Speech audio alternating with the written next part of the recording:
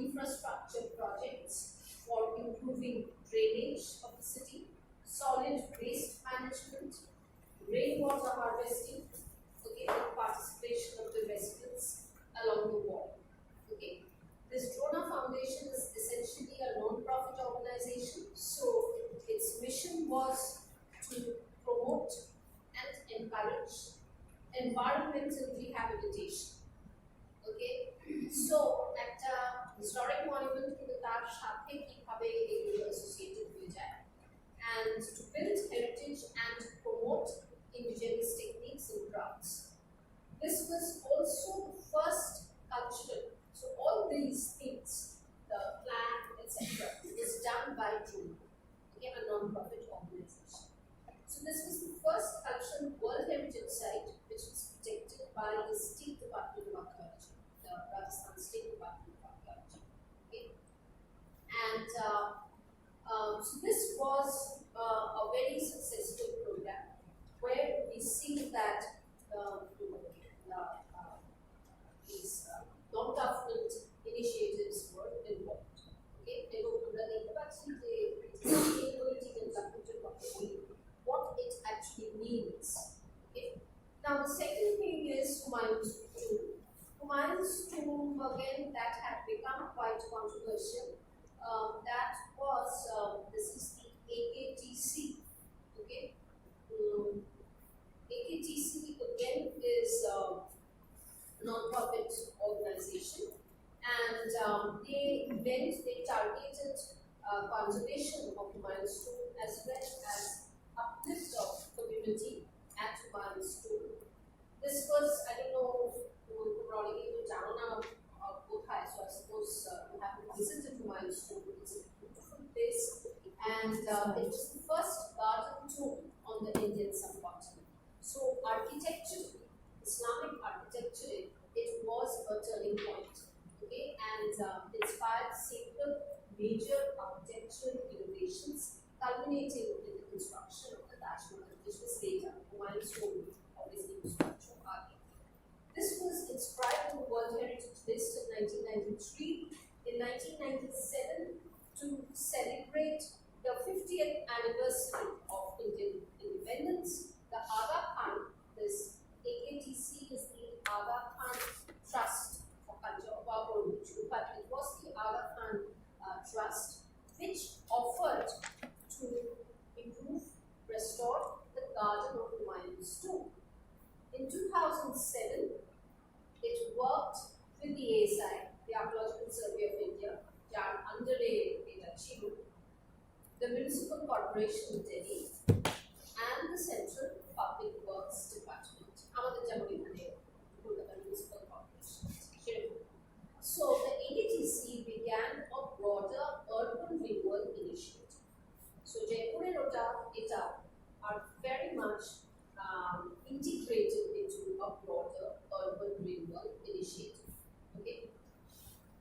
And since then, it has been involved in the conservation of more than 50 monuments, which means obviously not just milestone.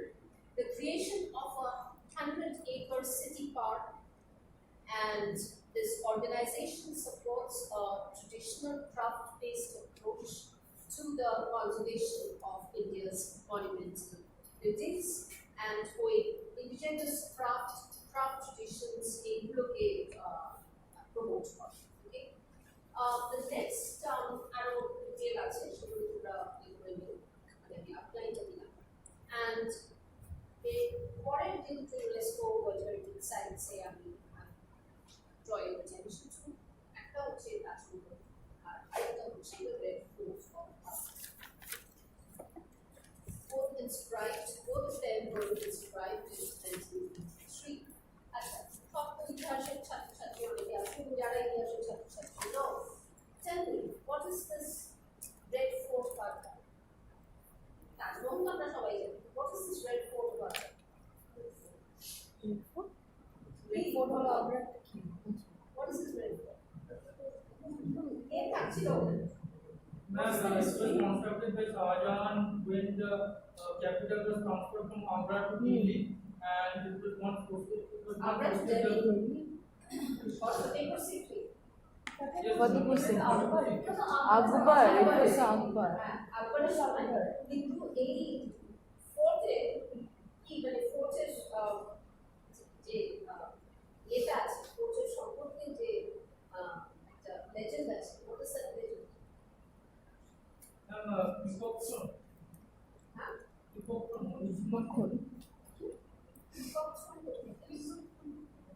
এখানে বলা হয় যে শাহজাহানকে বন্দি করে রাখা হয়েছে, ওকে, এবং যেভাবে ওনাকে উনি চেয়েছিলেন এমন একটা জায়গায় ওনাকে, হ্যাঁ, যেখান থেকে he will get to see Taj, okay. So তাই জন্য তাজমহল সবাই নিশ্চয়ই গেছো, আমি ধরেই নিচ্ছি সবাই গেছো। তাজমহলের ওইখান থেকে ওই আমাদের সেই টুরিস্ট গাইড ওইখানেই নিয়ে যায়, তাজমহলটা এতবার দেখা হয়ে যায় দিল্লিতে গিয়ে ওই জায়গা থাকে। So I have a question. Yeah. When Shah Jahan was kept as a prisoner over there, so could he see the Taj Mahal from the mirrors that were kept in the room or from the jewels that were there? Jewel. It was said that some of the guides said me once when I went over there that the room was filled with jewels and diamonds. The reflection would come on the jewels and diamonds. That is the folklore. That are the folklore. That are the myths. It's not a folklore. It's not part of folk, but it's just one of those legends, myths. Because historically it is said that it was only a one kind of Exactly. from which she was he used to see, and Jahanara was like this to accompany like her father. The architecture was the Charokha kind. Yeah. Okay, and I'm sure you're all aware of the Charokha kind of stuff. So anyway, coming back to Taj. Now it was the CURE, CURE, which is a non-profit organization which was concerned more with community participation. I was telling you about ASI and University of Jammu. Tajmahal case obviously basically নিয়ে যেতে পারেনি. Some fake things like Tajmahal is somehow related to a new dynasty or whatever. I have even lost track. But it was, I was telling you about the communities, okay, which are there. Okay, so the CURE, মানে তাজমহল সবাই গেছো এই গার্ডেনটার বাইরে যে it's a very dingy lake now, which leads to Taj Mahal, তার বাইরে মানে আরো যারা communities থাকে, the people of Agra. So the CURE was concerned more with community participation and benefits within urban development than heritage conservation per se. So its projects often combine historic places and living communities. The people who were trained as part of CURE, they were conservation architects. But at the same time, there were people who were engaged with or trained in involving community participation. Okay. ওখানেও একটা heritage walk which was run by the trained local youths, and like you have the Mughal heritage walk which links the ancient village across from Taj Mahal to the first observatory built by Shah Jahan, etc. etc. Okay, so you have এই প্রত্যেকটা ইয়েতেই আমরা দেখতে পাচ্ছি যে heritage walk becomes very crucial to this entire community participation and engagement program. Okay, and the ticket sales go towards the community development projects, and the Cure has also initiated a number of projects with international collaborators. Environment projects, water is a very important thing. Crisis fire, restoring wells, promoting water conservation, harvesting rainwater, recharging groundwater, etc., etc. All integral to a very broad urban development program. Okay. Now, so this is just what I was saying that in my last class I added to this that people have been, scholars have been critical, and when they do a stock taking of the World Heritage Sites in India, and they talk about these local initiatives who are actually community initiatives, NGOs, etc., who are actually working with the, it's not that they are not, they are working against the state or something like that, but they work in relation, they have regular relations with the ASI and the state bureaucratic relation. Now, another thing which I, again, scholars particularly working in India, they have drawn our attention to, that is the World Heritage Sites, particularly in India, and there are definitely such instances elsewhere. I mean, ভারতের ভারতবর্ষের এগুলোই আমি mainly highlight করছি। I have a question on how this World Heritage Site like works, or like a non-profit organization like Cure, like how do they like tackle the environmental threats? Like we have heard of the acid rain which is harming the Taj Mahal. Do they also like take care of environmental threats? That's a very good question, Roshan. এই জিনিসটা is very much to do with conservation. যে আমরা জানি যে তাজের হচ্ছে যে মার্বেলটা সেগুলোর উপরে দিয়ে এসে যাচ্ছে, কনটামিনেশন হচ্ছে, সেইটা কিন্তু কিওর করতে পারবে না। সেইটা অ্যাকচুয়ালি কনজারভেশন আর্কিটেক্টস যারা আর trained in conservation, তাই Cure looks more into, সেটাই বলছি যে World Heritage Site is not just about conservation, preservation, the questions we raise for us. যে living heritage মানে এই যে এই মনুমেন্টসগুলোকে ঘিরে যে আমরা community participation, heritage is also part of the living heritage program, সেইগুলো কিভাবে sustainability ভেতরে বা development ভেতরে রাখা যায় বা রাখা যাচ্ছে, এই organizations গুলো look into that. So they deal more with the community experience, not the conservation and ব্যাপার তো এরা, although they have conservation architects in their team, কিন্তু এইটা specialized conservation architects, not এবং সেটা বলতে কিন্তু ওরা সেই ওদের ইয়ে আছে, রাইট আছে, নতুনই তো কাজ, বাট ফর ওকে অলসো যে রেগুলার ডিজাইনার নিশ্চয়ই রেগুলার সুপারভিশন যে ওদের স্ট্যান্ডার্ডস যদি না মিট করে তাহলে কিন্তু ওয়ার্ল্ড হেরিটেজ স্টেটাসটা নিয়েও হতে পারে। কাজের ক্ষেত্রে কখনো করবে না, but I am saying it is there in their matter. Okay, so that is the basic forte of conservation. Okay, so coming back to the World Heritage Sites in India, now there is a paradox in the sense about the indigenous values which are associated with many of these World Heritage Sites. Indigenous values, of course,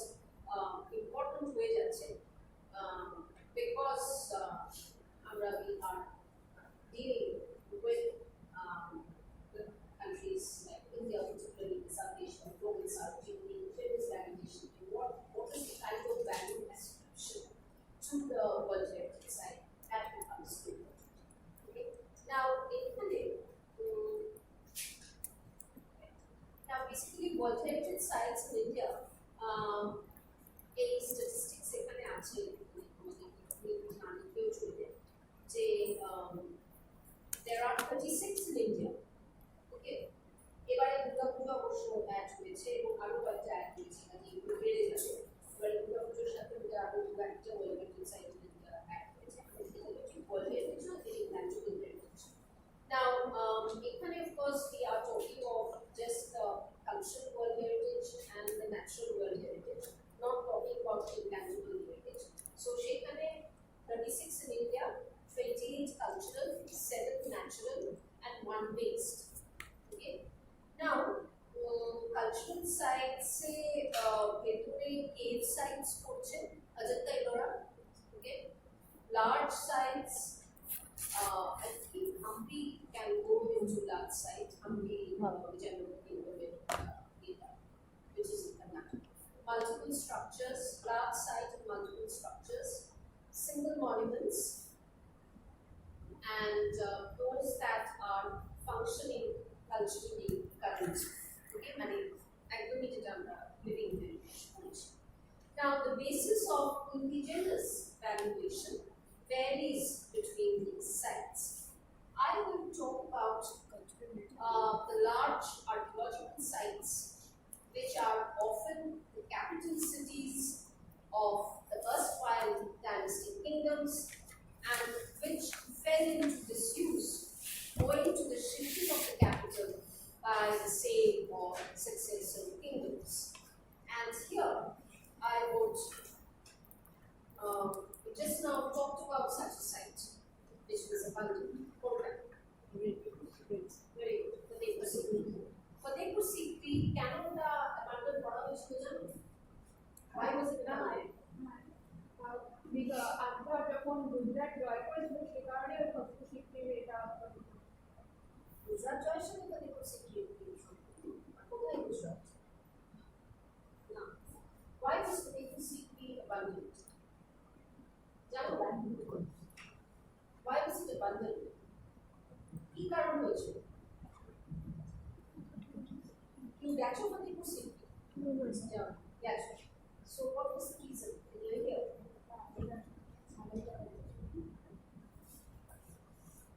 Natural current ছিল. Ma'am, scarcity of water. Very good. Scarcity of water. So Fatehpur Sikri was abandoned for reasons of water scarcity, and there was political turbulence also. So it is now no longer surrounded, even who are visited below, no longer surrounded by dense habitation. Okay. Now this is the central paradox, which is the worse the congestion surrounding the monument, the higher the local valuation of the site. Just target very congested. So সেইখানে the local valuation of this paradox টা ওইখানে যে যত বেশি congested হচ্ছে একটা সাইটের দিকে সেইখানে local valuation বা indigenous valuation টা আরো বেড়ে যাচ্ছে.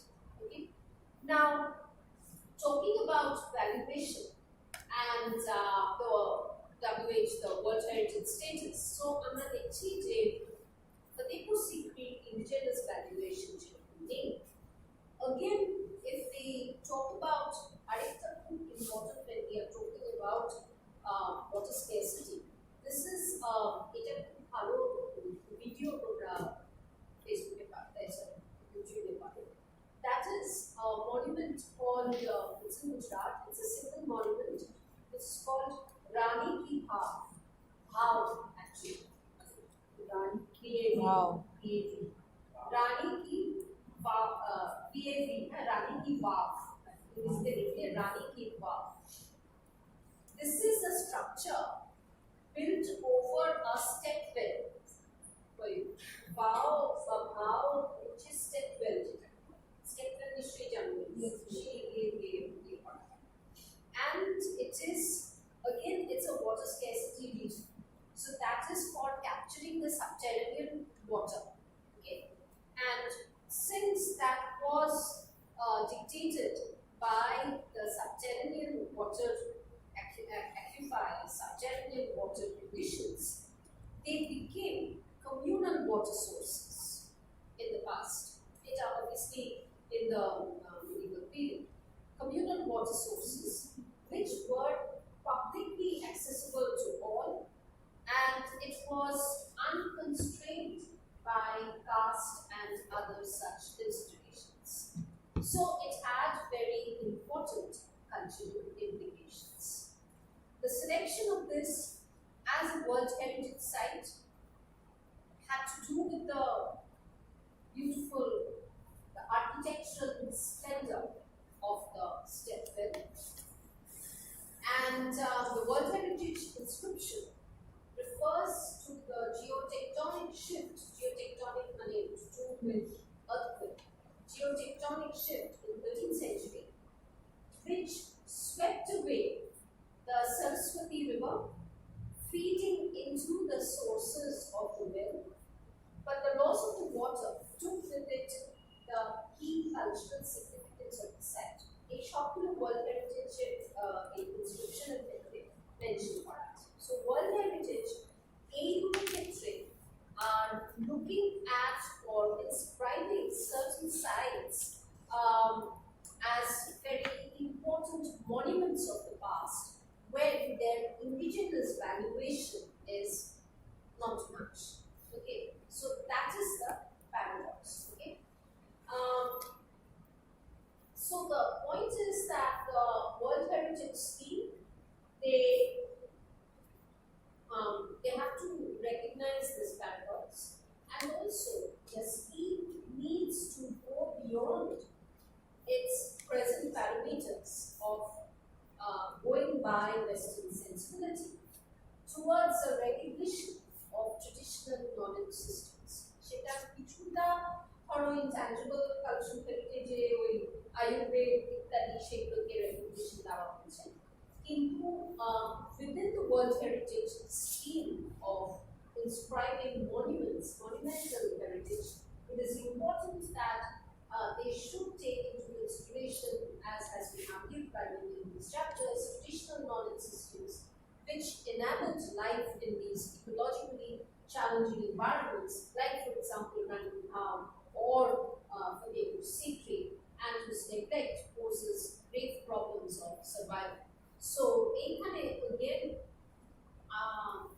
রানী ভাওতে মানে এই কিওর বা মানে যেগুলো আমরা যন্তর মন্তর বা তাজ এই অন্যান্য জায়গাগুলোতে দেখেছি, সেই রকম রিসেন্টলি এটা তো লেখা হয়েছে চ্যাপ্টারটা আমি বলছি about 2 years back, কিন্তু recently I'll just check the internet once. Recent NGO initiative particularly for running. It's a fascinating architectural splendor.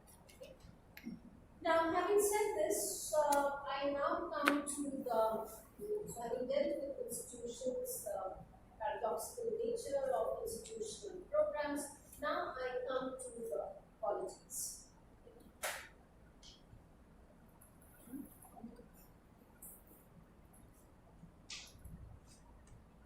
Now, when I'm talking about politics, I have already touched on some of the issues. Basically, I will be giving you some more instances. Politics sector, সবচেয়ে বড় instance আমরা বর্ষেই পাবো, সেগুলো নিয়ে আর আলোচনা প্রয়োজনই। আমি I will give you some things from the post-colonial settings and instances from, say, the Global South, then from New Zealand, Australia, where indigenous rights, tribal rights, repatriation of their past remains, those become important. So basically, as you know, as I have said, that politics of heritage, and there is increasingly more work by the new generation of scholars who are engaged with heritage studies. So they look more into the complex intersection of people and things, and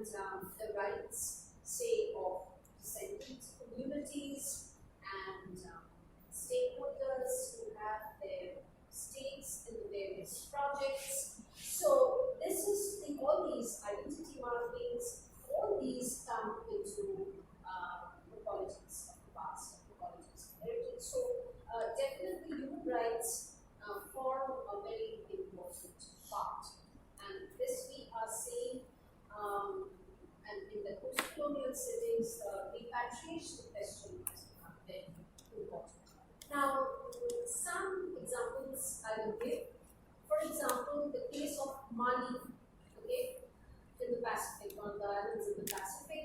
There, this is the World Heritage Site called Déjeuner, D-J-E-N-N-E, with a French, what is called a French accent. We did that to Ida, A, pronounced. So, this World Heritage Site of Déjeuner, which reflects a very elite Eurocentric vision of cultural heritage, which was imposed upon a local community.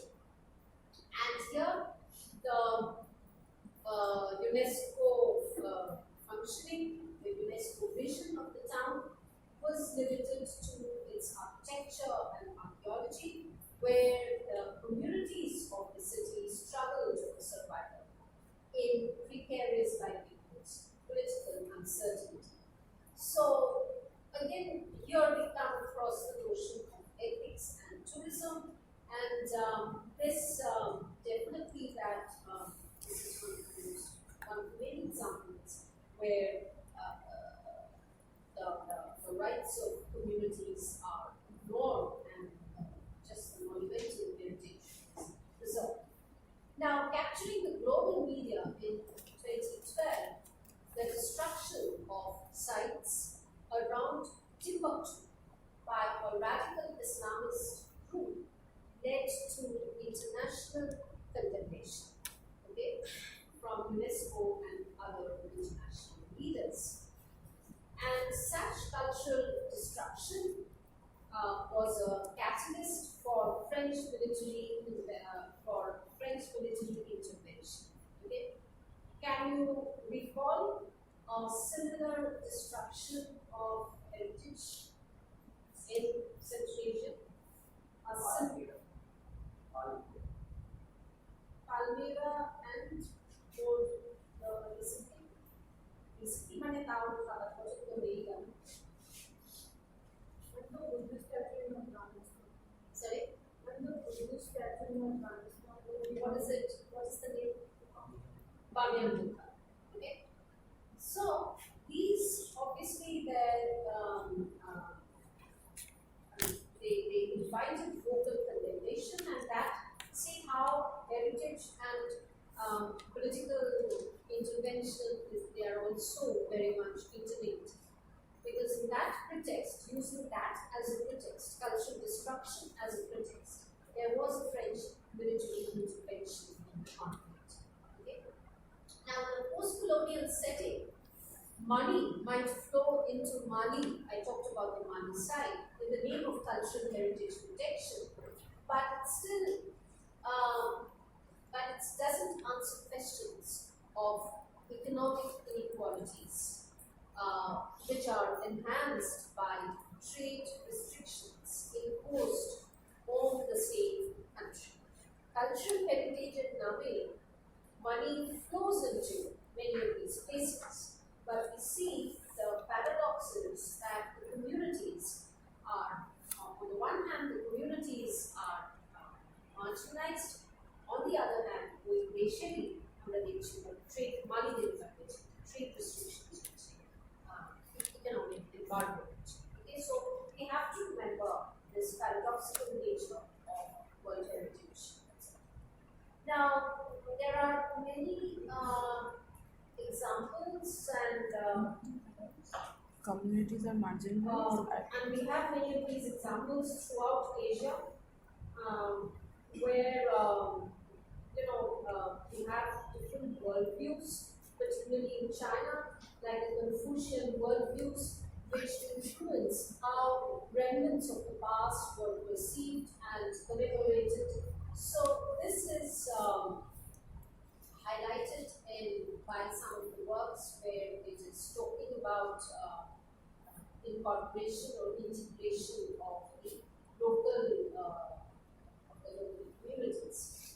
Now, I talked about Angkor Wat, and just in more details that there were these temples of Angkor Wat and Angkor Thom, and I think I had mentioned that there were rules of norms of traditional land use and practices by local communities. In the 1990s, after the cessation of the war, after the Korean War, conservation work resumed under the auspices of French and Japanese agencies and experts. In fact, India was also, that was in the early 2000s or even later. India had a presence there. Basically gave a new presentation, but so you're getting international players involved in this, but there were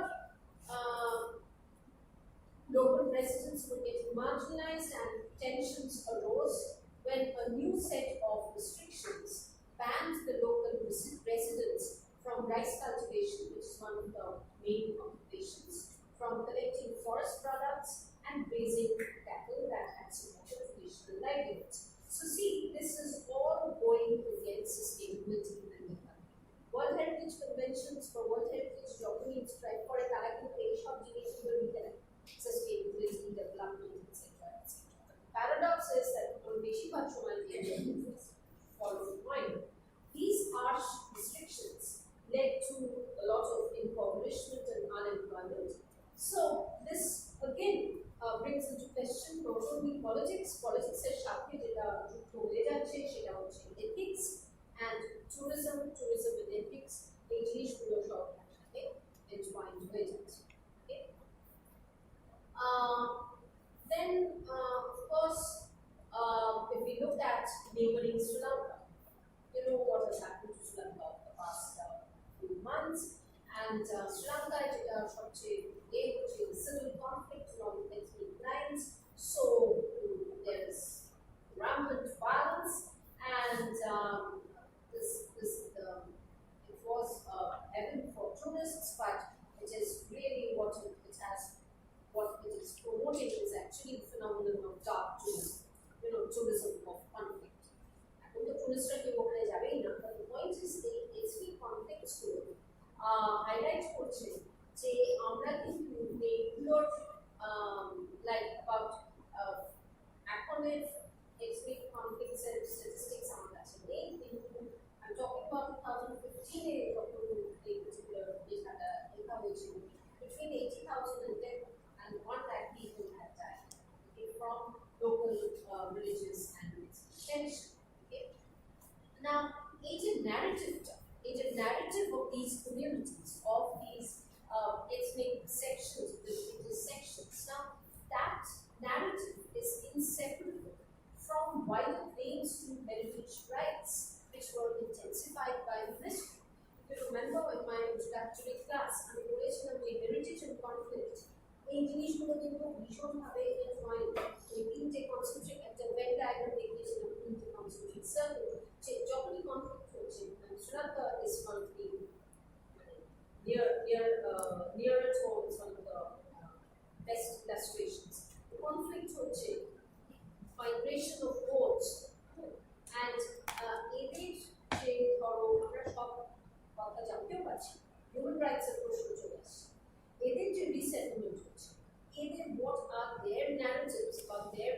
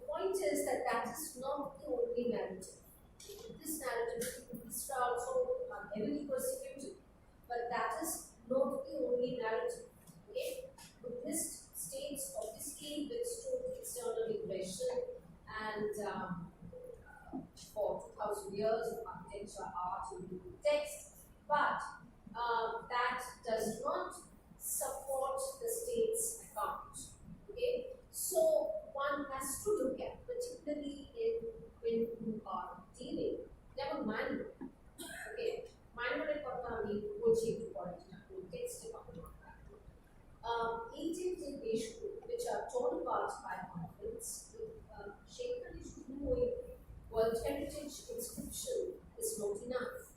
Okay, and there has to be greater work যেটা মায়ানমারে কি অবস্থা আমি জানি না, শ্রীলঙ্কাতে আমি জানি না, grassroots লেভেলে অনেক ইম্পর্টেন্ট কাজ দরকার এবং যেগুলো অন্যান্য জায়গায় হচ্ছে by the non-state initiatives where one comes across and they record many of these narratives which are challenging the dominant narrative.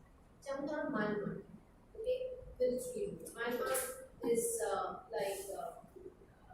must be having world heritage sites. I mean, equally বলতে পারছি না, কিন্তু very old history and archaeology. Okay, going back to the early historical period and even earlier, মানে 3000, 4000, 5000, 6000 বছরের পুরনো ওখানে in fact much more, they go down to the history much more. So what is happening? I mean, two of my colleagues, they have a project in Myanmar. So বেশিরভাগ জায়গাতেই and এখানে হচ্ছে it can be a very interesting study of politics of the past. Most of the places which are under state conservation, you don't have access. Okay, okay. Communities, they are highly much more intensely politically sort of active, okay, than what we see here. So it's a conflict environment. So they definitely have other narratives of the past. Identity question is very important. Moral identity and the non-moral identity. Moral identity and the non-moral identity. Okay?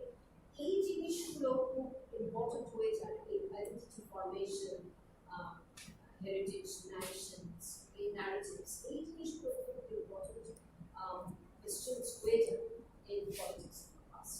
Okay? Now, and of course, sometimes NGOs and their rhetoric have also been critiqued in some parts of the world because they are seen as implementing neoliberal tactics. Okay, they are seen as heirs of neoliberal economy. Okay, and these tactics co-opt the symbolism of nationalism to serve ends that transcend national borders and have more to do with capital accumulation. So basically, এটা ব্যাংককের যে কাজ কয়েকটা হয়েছে সেখানে এই ক্রিটিকটা হচ্ছে যে there are broader conflicts in Bangkok which is sometimes going beyond the Bangkokian border, the Thai border. সেখানে NGOs-রা, the critique is that NGOs, the non-government initiatives, organizations, they are basically carrying out the rhetoric of the neoliberal market economy, okay, and sometimes co-opting nationalism into this rhetoric. And even when the things extend, the questions extend beyond the national borders, so nationalism also becomes a design, okay, which is co-opted in a neoliberal economy. Another example, সেটা হচ্ছে Palestine. Again, a conflict region place context, and there you have the city of David outside the old city of Jerusalem. So there, this is very interesting. There you have an exclusionary narrative of the past, which is mobilized. By inclusive narrative, where you're including communities, or exclusive narrative where you're excluding certain communities. And as you know, Palestinian history context region have an idea of what happens. So this old city of Jerusalem, there is an exclusionary narrative which was mobilized to displace Palestinians and their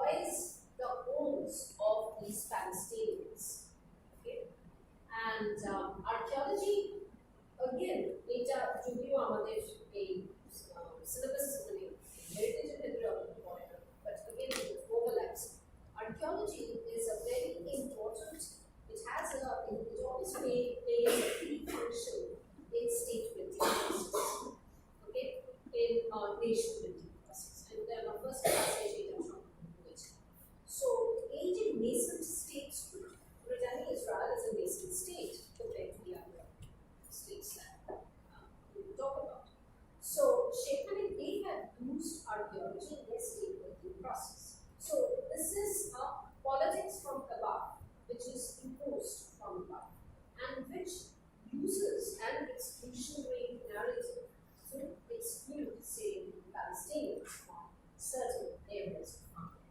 So Palestinian residents must endure violence from border police. They are always living in constant threat and are forced to live a less than urban life in a highly sort of securitized neo-biblical landscape, which is built around Jerusalem. Okay, birthplace of Christ. ঠিক আছে, সেখান থেকে এরা এদের উচ্ছেদ করে দেওয়া হচ্ছে। birthplace of Christ সেইগুলো একটা biblical archaeology, সেইটা আমাদের এখানে যেমন ওই archaeology, the Saraswati River Project archaeology, where archaeology is a tool to lay down certain programs. তেমনই we have biblical archaeology.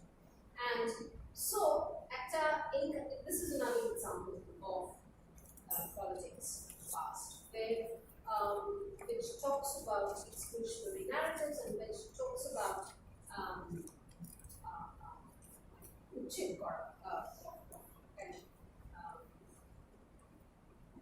moving or just uprooting people from their original place. And এই ধরনের, so আমি একটা জিনিস বলেছিলাম যে post colonial studies সেটা দেখে, সেটা হচ্ছে যে post colonial settings, by which I mean that those settings where colonialism no longer exists politically, but ওই settings গুলোতে কিভাবে colonial mechanisms are still reinstated. So actually post-colonial studies highlight those contexts where the colonial machinery of ruling, colonial machinery of functioning, bureaucratization is still reinstated and reinstated in the middle of time. Israel is very much a good example of that. Okay. Now,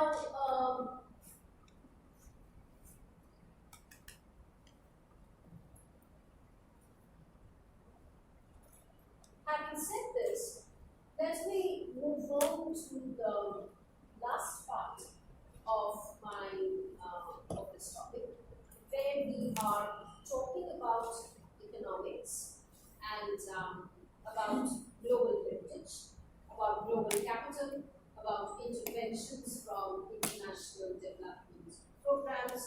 And equally, we will be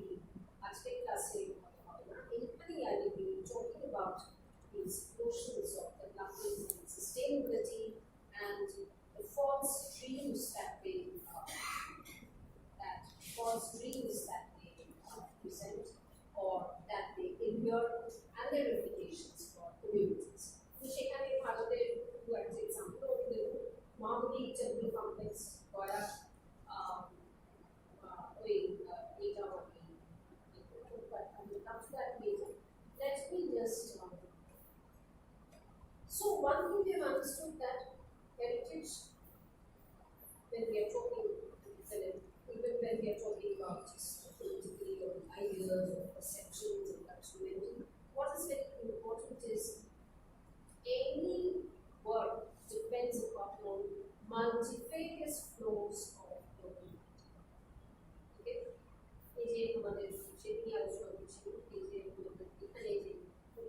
সাইটসটাকে যে heritage করে কেন বারবার foreign টুরিস্টের কথা UNESCO বলেছে state, কারণ that would invite multifarious flows of global capital. Okay?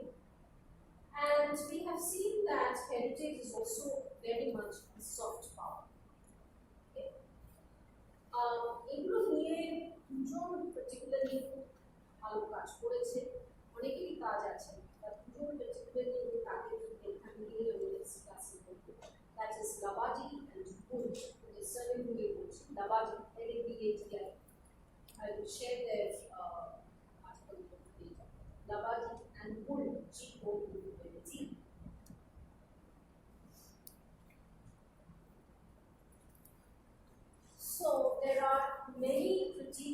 these development programs, and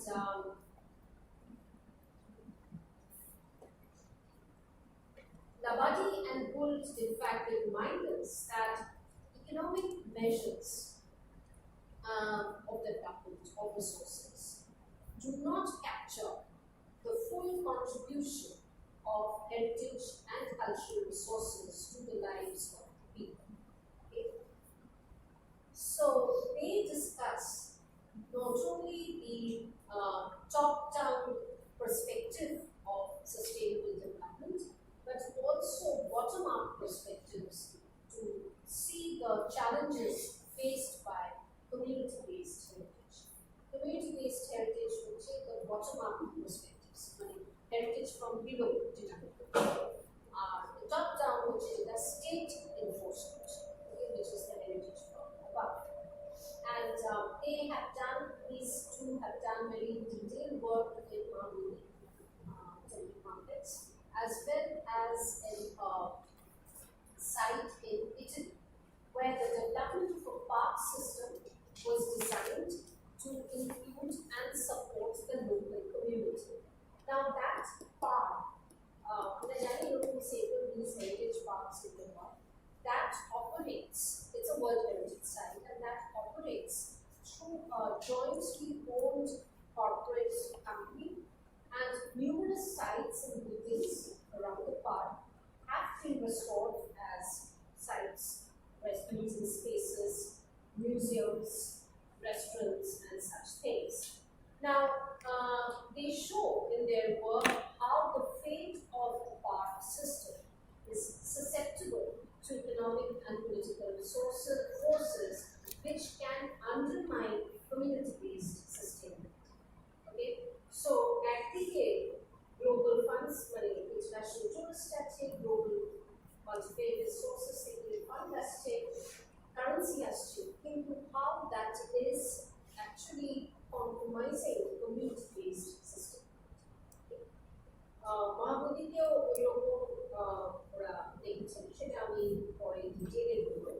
so basically আরো এই জিনিসগুলি দেখা হচ্ছে যে একটা নিউলিবারাল ইকোনমিতে কি ধরনের tactics and strategies, economic strategies, সেইগুলো একটা ব্রডার নেটওয়ার্ক অফ কানেক্টিভিটিতে এই জিনিসগুলো ফ্লারিশ করে। কিন্তু the flip side of this is community sustainability and development is complex. Okay. Now, two other scholars, Love Friends, Samuels, and Lilly. Love Friends, L-A-F-R-E-N-Z. Samuels, S-A-M-U-E-L-S, and Lilly. They continue to highlight these themes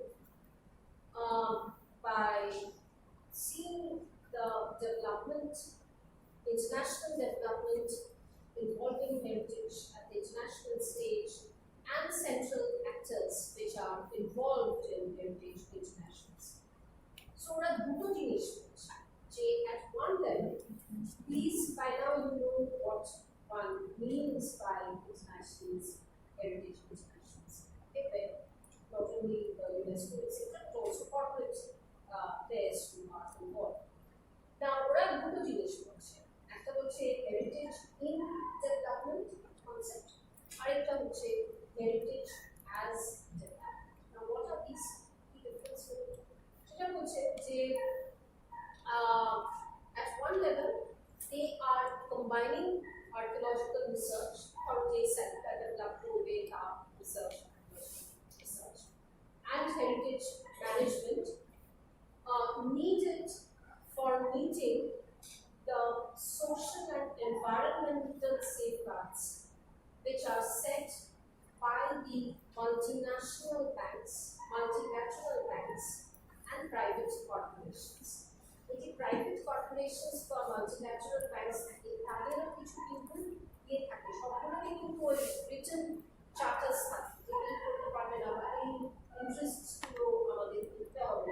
যেমন বলছি যে ইউনেস্কোর ওপর থাকে sustainability development very much in their charter, যে এই জিনিসগুলো community participation, community সেফগার্ডস, এই জিনিসগুলো আমাদের।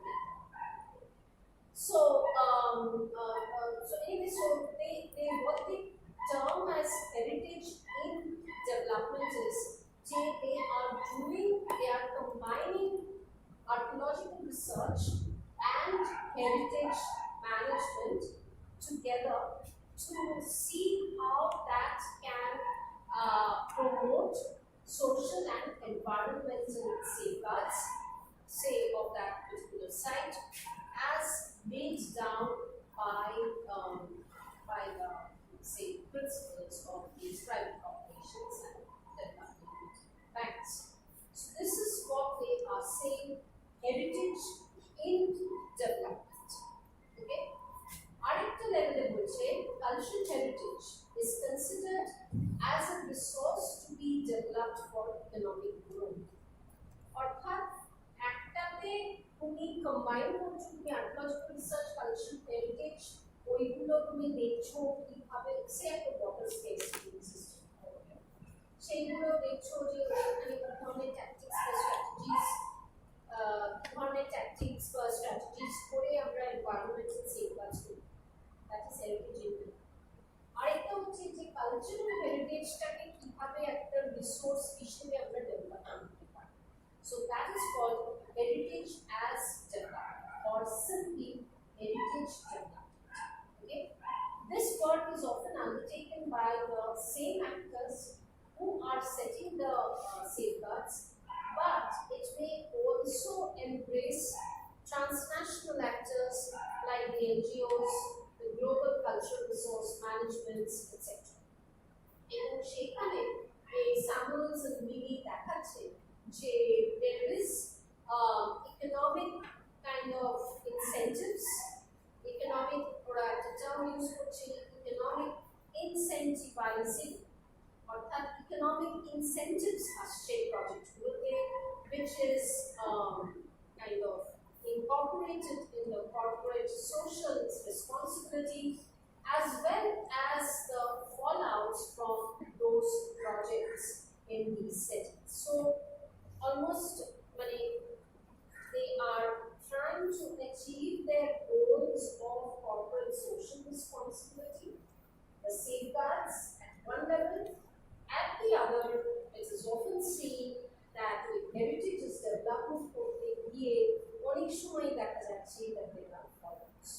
So again, all these works, economics থেকে কি আর বেশি আমরা দেখতে পারি that it is highly balanced. Okay, so sustainability development is highly balanced.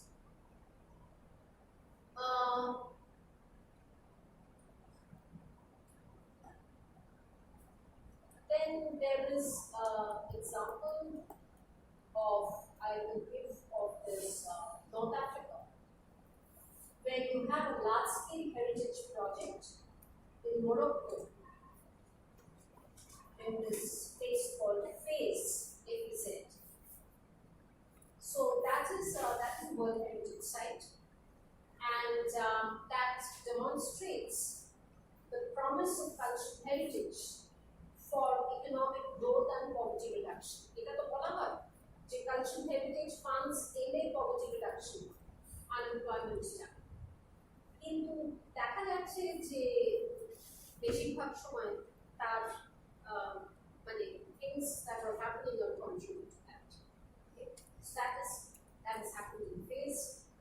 And আরেকটা ব্যাপার হচ্ছে যে increasingly national governments, particularly Africa, North Africa, Morocco, এইসব জায়গাগুলো ভীষণভাবেই poverty stricken. Okay? So national governments ওরা খুবই এই রোস্টার তৈরি করে for inscription of nomination persons, for inscription of limited status, with the sole aim of inviting private capital, okay, and boosting tourism revenues. That is also an avenue to international diplomacy, and foreign players বলে ওরা বলতে পারে যে that is এই জায়গাগুলো জানো এখানে ভীষণভাবে military rule and এইগুলো ভীষণ হয়. So part in power of that is they also see heritage as a soft power and involve international diplomacy to support democracy, good governance, etc. Okay. So cultural heritage there acts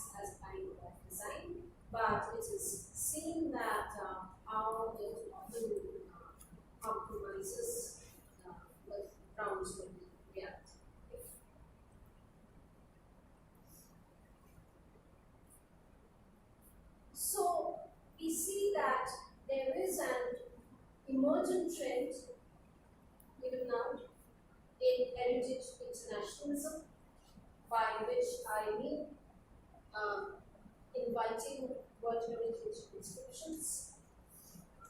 With that, the intervention of private capital, global capital, and this entails a new mapping, new roles for archaeology and heritage on the global stage in terms of social and economic development.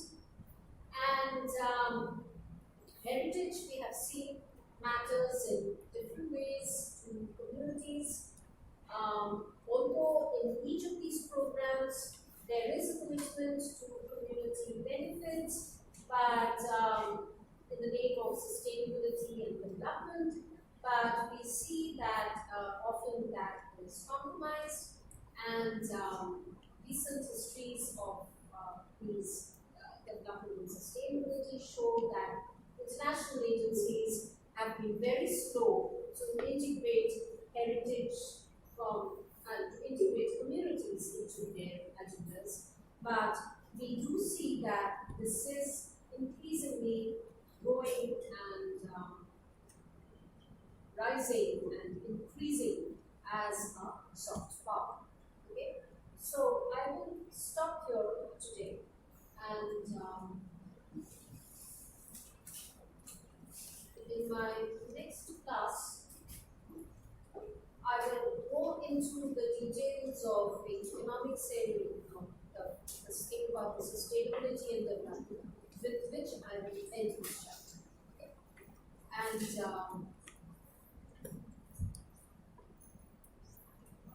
এটা তাহলে সবাইকে তুমি এটা video নাও।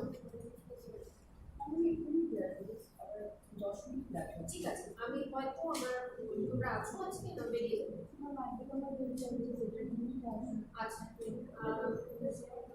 আপনি যদি কালকে না ডিপার্টমেন্টে থাকেন তাহলে আমাদের একটা রেগুলার ক্লাসে কালকে তো থাকবো না, শুক্রবার থাকবে। তাহলে আমার এটা পার্টিকুলার পরে থাকছে, এখন আমি একটা মিটিংয়ে নেব, কাজেই আজকে তুমি আমার ঘরে নাও করতে পারো। শুক্রবার তুমি মানে কখন ব্রেক, মানে আমি আবার 12:30টায় বেরিয়ে যাবো, তার আগে হ্যাঁ একটা ব্রেক আছে না, আপনি ব্রেক দিলে বলতে তাহলে এখানে দেখে নিও। আমি সকালে কটার আসছি? সকালে আমার ক্লাস নেই, কিন্তু আমি চলে আসতে পারি 10:30 11টা। So just message.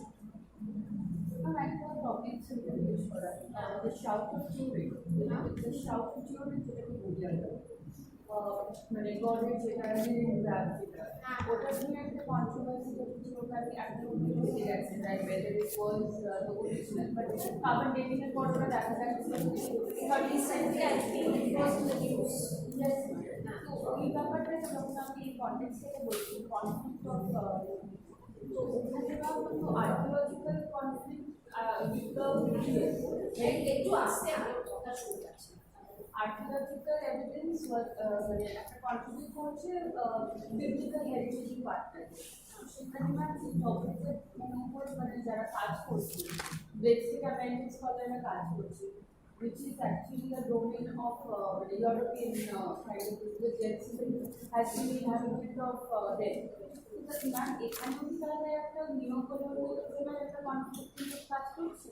আমায় আরেকবার, আমি প্রফেশনাল নিউজে পেয়েছি, আমাকে আরেকবার একটু দেখতে হবে তোমার এই কোয়েশ্চেনটা উত্তর দেওয়ার জন্য, কারণ এক্স্যাক্টলি আমার recently it was on news. So let me just go through whatever I find in তোমার কাছে যদি কোনো লিঙ্ক থাকে আমাকে দিও। Actually, I have been seeing decoding of the Christ. As we see in this on Netflix. So they have come up, after the controversy, they have come up with a documentary related to it. Oh, that's ঠিক আছে, Netflix আমার আছে, এটা দেখে নেব। Decoding of Christ. Yes. So ওটা থেকে ওটা কি ওই নেটফ্লিক্স খুললেই লেখা হবে? Netflix সার্চ করলে, হ্যাঁ সার্চ করলে Decoding of the Christ, সেখানেই তোমার পার্টিকুলার টাইটেল নিয়ে কোনো মানে একটা কোনো সিরিজ নিশ্চয়ই। I'm documenting 6 episodes, so I've been watching them. ওই পুরো 6 এপিসোড কি তোমার এইটার উপরে? পুরোটা আর্কিওলজিক্যাল এভিডেন্সের উপরে it was contesting the political heritage. Oh, that's very It's interesting. a web series on different chalice, then the shroud. Oh, There are and different I think that is topics. more archaeologically proven and That is interesting. Contradicting the myth and the reality. আচ্ছা আচ্ছা আচ্ছা, কারণ ওইটা is a very important thing, not so much with তোমাদের এখন যেগুলো করা আছে, because these are all interlinked. কিন্তু আর্কিওলজিতে যেমন একটা ফিজিক্যাল আর্কিওলজি, তেমনই আমাদের এখানে আমাদের একটা কোর্সই আছে টেক্সটাইল আর্কিওলজি, আমাদের কোর্স। তো ধরো এই যে Ramayana Mahabharata archaeology, physical archaeology তো একই প্রিন্সিপাল। শ্রীলঙ্কার যেটা আপনি বলছিলেন একটা মহাভারতের টেক্সটের কনটেক্সট আমি দেখলাম হ্যাঁ, তো ওইখানে যখন আমরা বলি ওই আমরা বলে বিভীষণের he had that he was the granted the Amar, he was Amar. In Sri Lanka there is kind of a two that is never been visited. তোমার কি রেডমি না? একটা রেডমি না? Never been visited by any of the things. Explorations are also like myth as well as in kind of contestation to the text of, because Ramayana Mahabharata subsequently translated Sri Lankan later. মহাভারতের অনেকগুলো narratives কিছু আছে। Yes, ma'am. So that is a kind of cultural heritage of the problem. Local cultural people only don't let the intellectual most of our international bodies, but they don't let that area to be excavated by any archaeological department. Okay, that's still a contested site. এটা নিশ্চয়ই important, আমি খেয়াল রাখবো। Thank you for indicating me this decoding of Christ. তারপরে I will answer your question. ভালো করে ওটা দেখে then the question that you have I will be able to answer. কারা পড়ে Ma'am, roll number 20. আমার নাম কি জানি? হ্যাঁ, এখন রোল নাম্বার 23 বলে কিন্তু এখানে থাকবে না। হ্যাঁ, এখানে একটা অন্য অর্ডারে গিয়েছে, মানে তোমার নিজের নামই সবসময় বলবে। হাস্যত না? তুমি কি হিস্ট্রি? আর না, you are also interested. Yes, ma'am.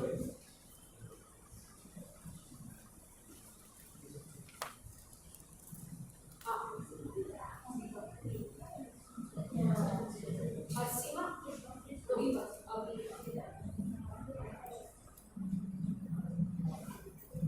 Aviva Aslam, right?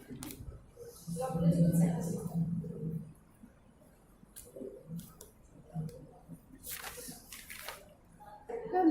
Jaya Banerjee.